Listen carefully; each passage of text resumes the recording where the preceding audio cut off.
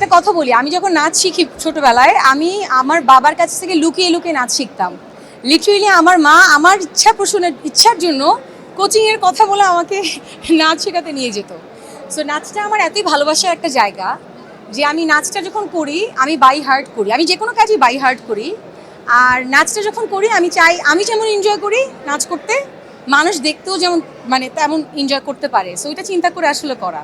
প্রথম ফিল্মটা তো আসলে দেখতে পাবো কিনা এখন পর্যন্ত শিওর না, যেহেতু আমাদের ফিল্মের এখনো কিছু সংখ্যক কাজ বাকি আছে।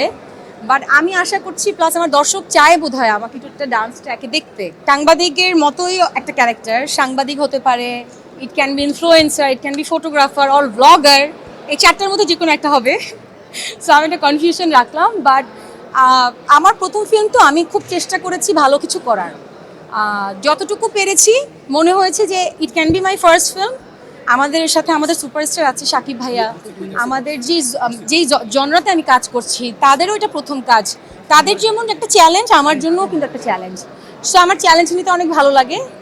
সো ওই জায়গা থেকে আমার মনে হয়েছে এটা পুরো টিমের চ্যালেঞ্জ হবে। সো আমার এই কাজটা এই জন্যই করা মেনলি।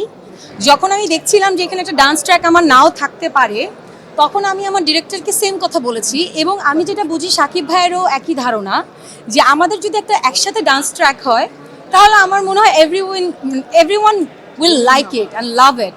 সো ওই জায়গা থেকে আমরা পুরো টিম চেষ্টা করছি, এখন আল্লাহ ভরসা।